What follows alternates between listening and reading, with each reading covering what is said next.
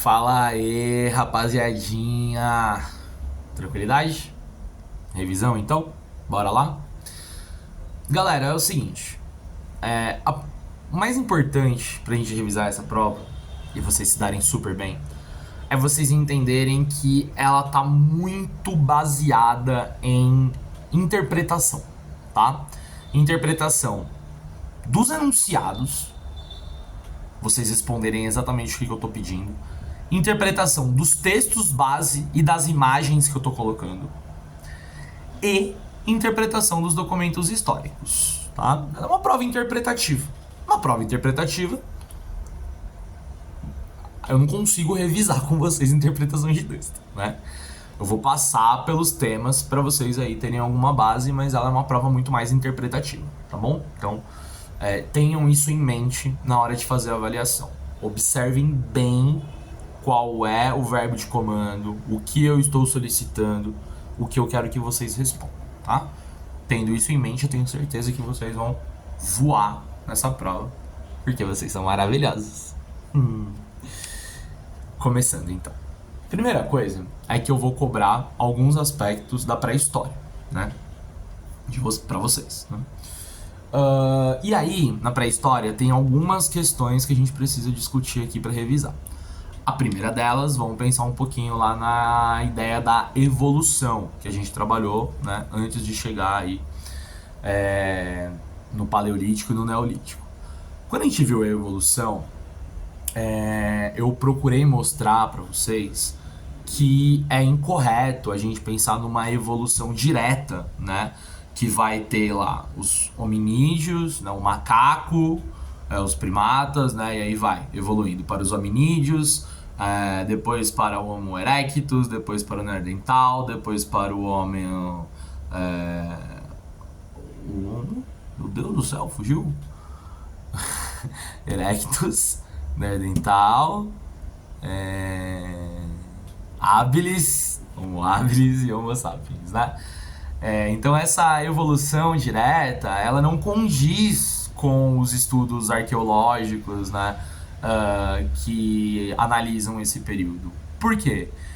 Porque o que ocorreu é uma espécie de concorrência entre esses gêneros, né, da espécie humana. Então, o Homo sapiens, por exemplo, ele não evolui do Homo habilis, né? São evoluções paralelas que ocorrem e essas espécies, no caso o Neanderthalis e o Erectus, vão conviver, provavelmente entraram em conflito ou por questões de adaptação a clima, a alimentação. Um apenas vai sobreviver e depois inclusive vai acabar, né? Nós não descendemos do Homo neanderthalensis, né? E vai acontecer a mesma coisa com o sapiens e o habilis, né? Eles vão conviver por um período, né? A gente tem registro dessas duas espécies habitando o planeta no mesmo período e nós descendemos do Homo sapiens, né? Então isso significa dizer que a espécie que mais se adaptou, fazendo com que nós estejamos aqui, é o Homo sapiens, mas não significa dizer que ele é uma evolução que vem lá dos primatas, tá? Então, eu quero que vocês trabalhem, né, essa ideia na avaliação. Como eu também quero que vocês trabalhem os problemas, né, que existem quando eu faço uso, né, do termo pré-história, né? Então, quer dizer,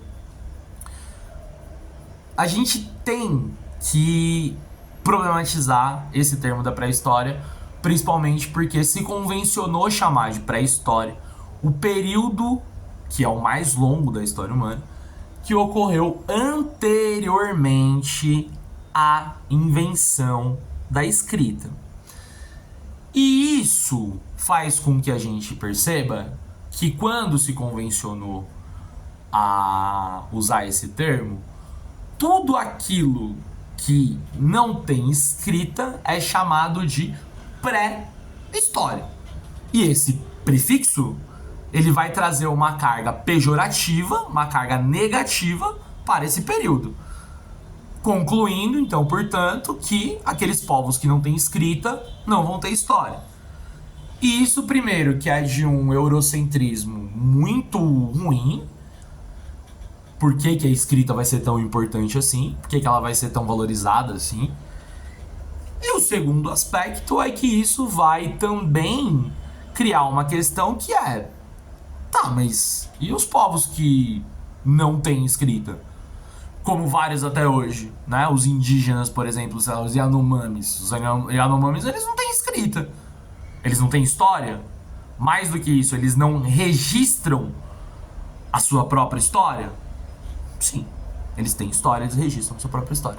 Então o período, né, chamado de pré-história, ele é muito problemático por conta dessa questão, né? E aí, é também bastante importante que a gente pense na própria questão do tempo histórico, né? Por que a gente faz linha do tempo? Por que a gente nomeia as linhas do tempo, os períodos históricos? Para que a gente possa, didaticamente, pensar as características de um determinado período.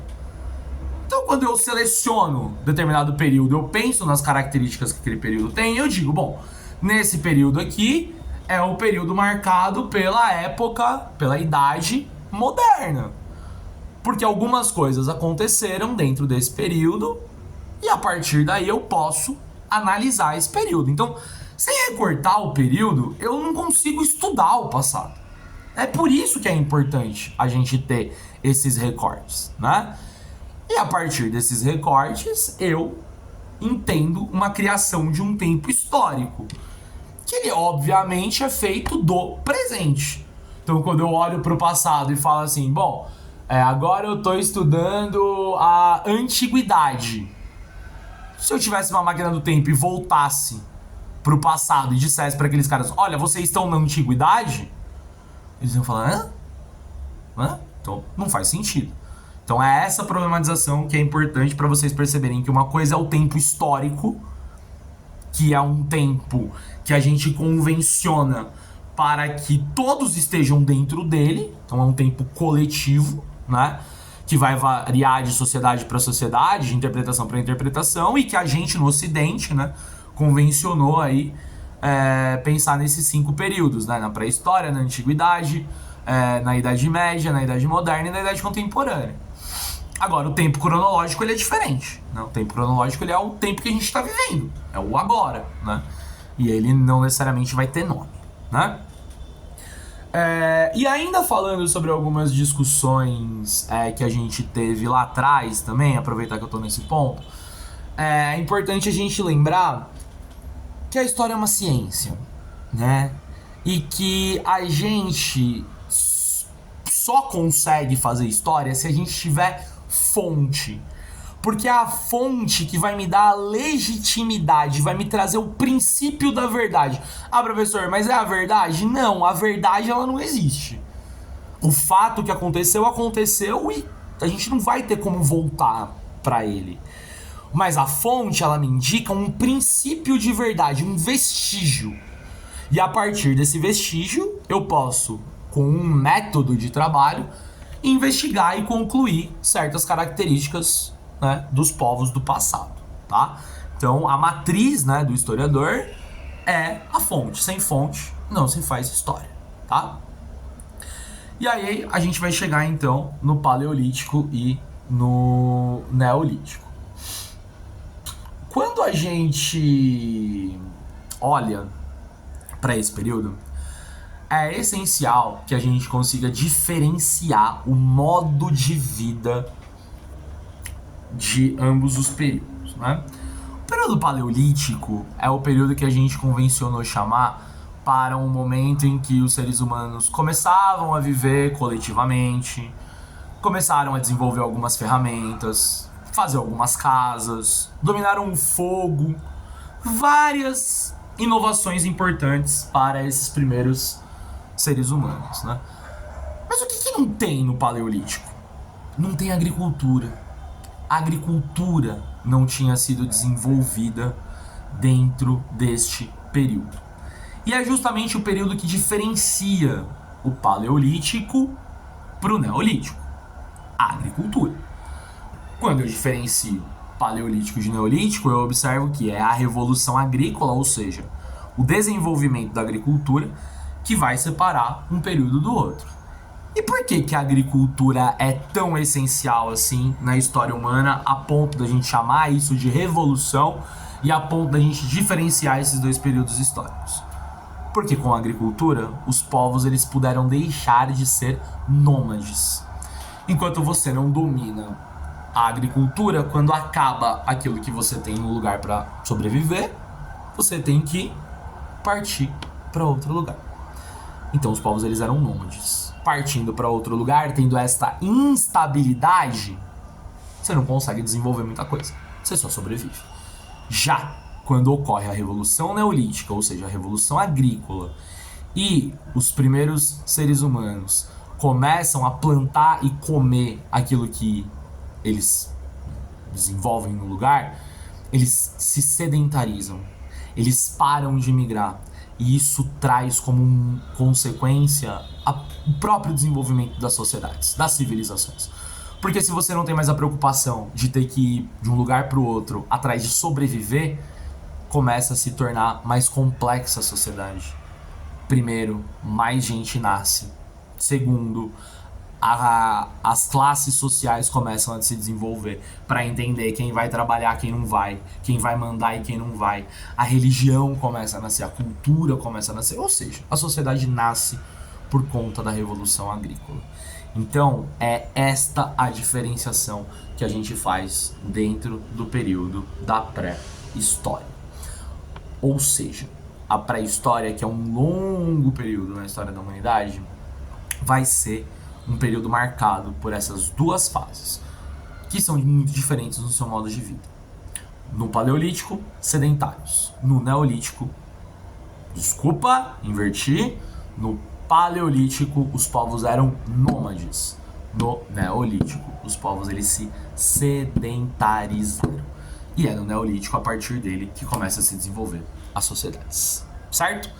Estes são os temas, galera. Eu resolvi fazer uma prova com menos conteúdo e com mais exigência de interpretação de vocês. Portanto, estejam descansados, leiam bastante. A prova tem bastante texto, tem bastante imagem e eu tô cobrando a interpretação de vocês. E eu tenho certeza que vocês vão se dar muito bem, porque vocês são maravilhosos. Bons estudos, é tudo nosso, nada deles. E um beijo.